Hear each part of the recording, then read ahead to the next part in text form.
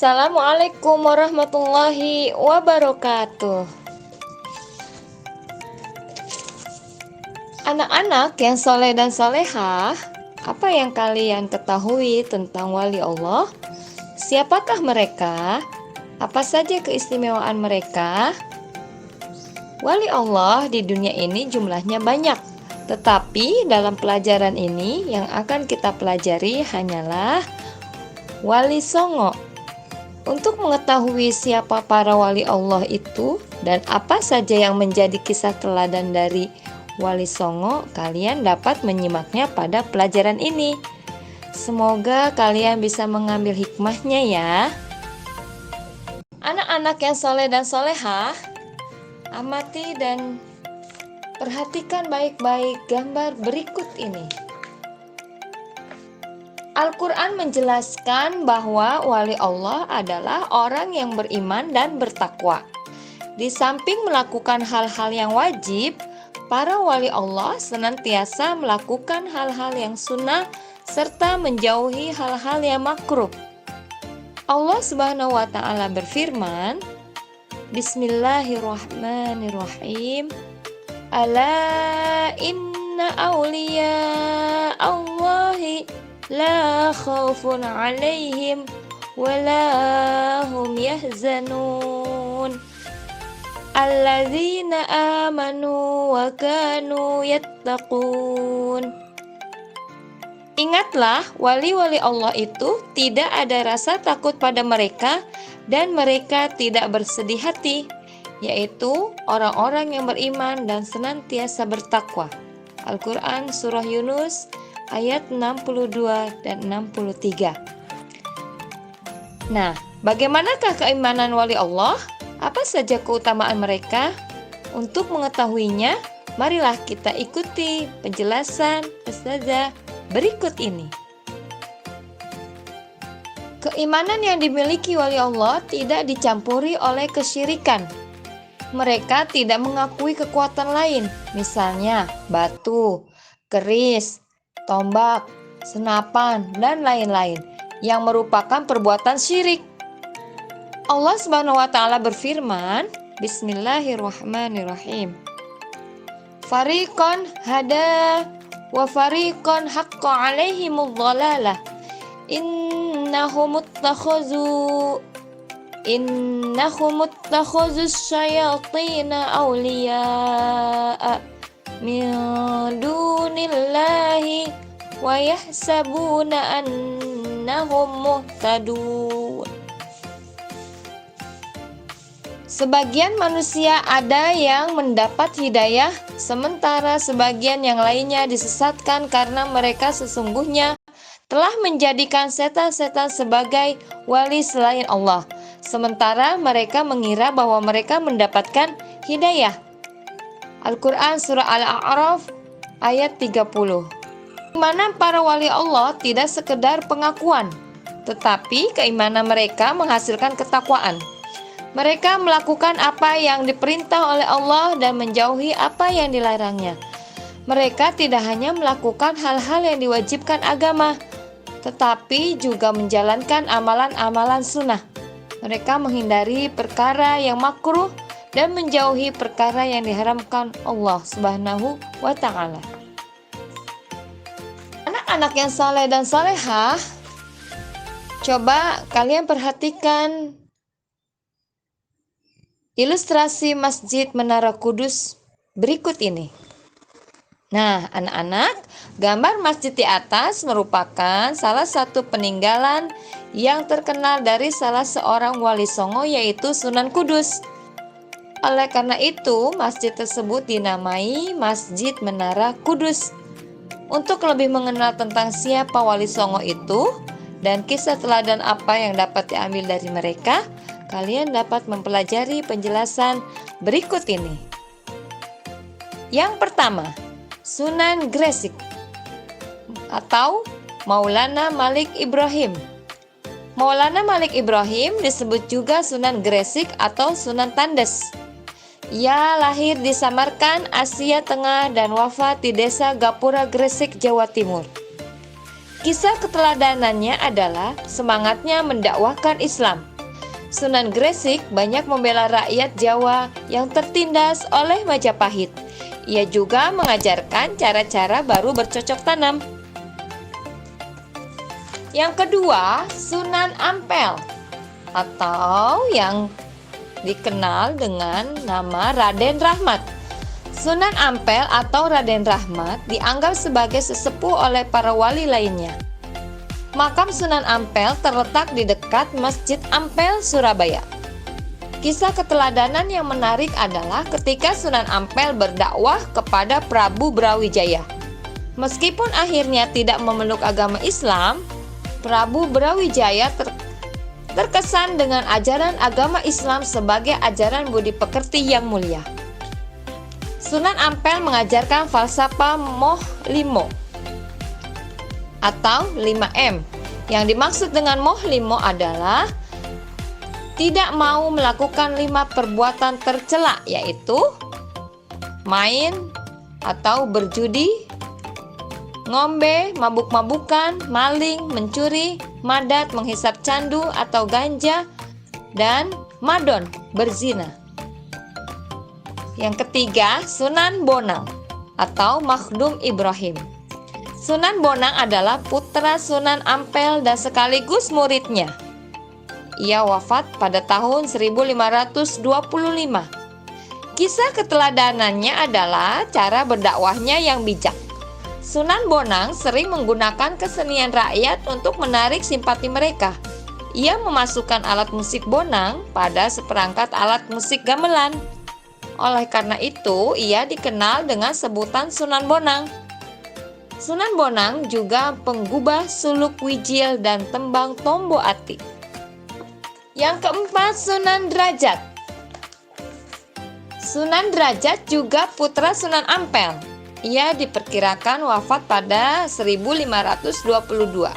Pesantren Sunan Derajat dijalankan di Desa Derajat, Kecamatan Paciran, Lamongan, Jawa Timur. Kisah keteladanannya adalah cara dakwahnya yang menekankan keteladanan dalam hal perilaku yang terpuji, kedermawanan, kerja keras, dan peningkatan kemakmuran masyarakat sebagai pengamalan agama Islam. Sunan Derajat juga berdakwah melalui kesenian. Tembang Macapat Pangkur disebut sebagai ciptaannya. Nah, yang kelima, Sunan Kudus. Sunan Kudus adalah putra Sunan Ngudung atau Raden Usman Haji. Ia memiliki peran yang besar dalam pemerintahan Kesultanan Demak. Ia menduduki posisi sebagai panglima perang, penasehat Sultan Demak, dan hakim peradilan negara. Sunan Kudus banyak berdakwah di kalangan kaum penguasa dan priai Jawa. Di antara yang pernah menjadi muridnya adalah Sunan Perawata, penguasa Demak, dan Arya Penangsang Adipati Jipang Panolan. Salah satu peninggalannya yang terkenal adalah Masjid Menara Kudus. Sunan Kudus wafat pada tahun 1550. Yang keenam, Sunan Giri. Sunan Giri adalah putra Maulana Ishak. Ia termasuk murid Sunan Ampel dan seperguruan dengan Sunan Bonang.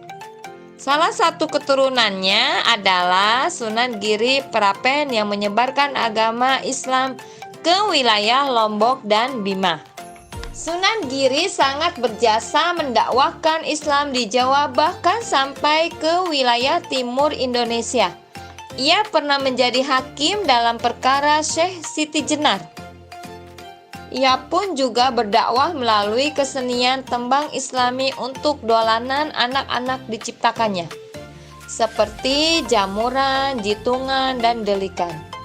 Yang ketujuh, Sunan Kalijaga atau Raden Said.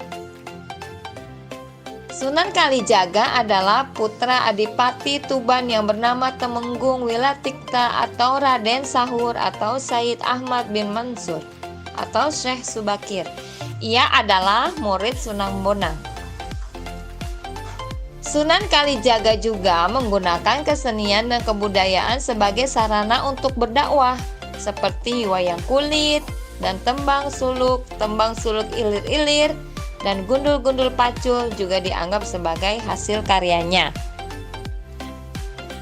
Film Sunan Kalijaga ini sangat viral loh. Nanti kalian bisa menyaksikan ya di YouTube channel yang biasa kalian tonton. 8. Sunan Muria atau Raden Umar Said. Sunan Muria atau Raden Umar Said adalah putra Sunan Kalijaga. Ia adalah adik ipar Sunan Kudus. Tempat tinggalnya di Gunung Muria yang letaknya di sebelah utara kota Kudus, Jawa Tengah. Seperti ayahnya, Sunan Kalijaga, ia berdakwah dengan cara lembut. Kesenian gamelan dan wayang tetap digunakannya sebagai alat berdakwah. Sunan Muria menciptakan tembang sinom dan kinanti. Sasaran dakwahnya para pedagang, nelayan, pelaut, dan rakyat jelata. Yang kesembilan, tentu saja Sunan Gunung Jati atau Syarif Hidayatullah. Sunan Gunung Jati atau Syarif Hidayatullah adalah putra Syarif Abdullah Umdatuddin. Ia berjasa mengembangkan Cirebon sebagai pusat dakwah dan pemerintahannya yang kemudian menjadi Kesultanan Cirebon. Anaknya yang bernama Maulana Hasanuddin juga berhasil mengembangkan kekuasaan dan menyebarkan agama Islam di Banten sehingga kemudian menjadi Kesultanan Banten. Sunan Gunung Jati memberikan keteladanan yang baik dalam bekerja. Ia sering ikut bermusyawarah dengan para wali lainnya di Masjid Demak. Pada pembangunan Masjid Agung Sang Cipta Rasa tahun 1480,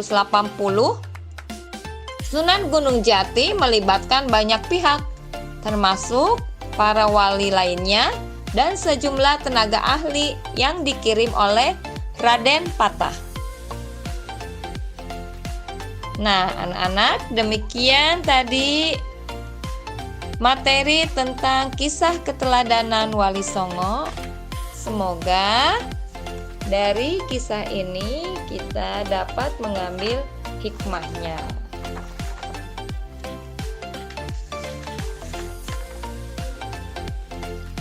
Kesimpulan dari materi ini adalah yang pertama, wali Allah adalah orang yang beriman dan bertakwa kepada Allah. Kedua, kisah keteladanan Wali Songo. Yang pertama, Sunan Gresik, yaitu mengajarkan semangat berdakwah kepada rakyat jelata dan mengajarkan keterampilan hidup bercocok tanam. Sunan Ampel atau Raden Rahmat mengajarkan Islam sebagai ajaran budi pekerti yang mulia dan falsafah mohlimo. Sunan Bonang atau Makhdum Ibrahim mengajarkan sikap bijak dalam berdakwah dengan ikut berkesenian bersama rakyat. Sunan Derajat memberikan keteladanan sikap-sikap terpuji dalam berdakwah. Selain itu, beliau juga ikut berkesenian bersama rakyat. Sunan Kudus selain berdakwah juga memperhatikan penggunaan teknologi arsitektur, termasuk pembangunan Masjid Menara Kudus. Sunan Giri mengajarkan semangat dakwahnya yang tinggi. Selain itu, beliau juga menciptakan tembang Islami untuk dolanan anak-anak. Nah, Sunan Kalijaga berdakwah menggunakan kesenian dan kebudayaan rakyat setempat, yaitu melalui wayang kulit dan tembang suluk. Sunan Muria atau Raden Umar Said juga menggunakan kesenian gamelan dan wayang sebagai sarana dakwah. Untuk Sunan Gunung Jati atau Syarif Hidayatullah memberikan keteladanan yang baik dalam bekerja. Ia juga sering bermusyawarah dengan orang lain. Baik, anak-anak yang saleh-salehah, terima kasih sudah mengikuti pelajaran hari ini. Semoga kita dapat mengambil hikmahnya. Billahi taufiq wal hidayah. Wassalamualaikum warahmatullahi wabarakatuh.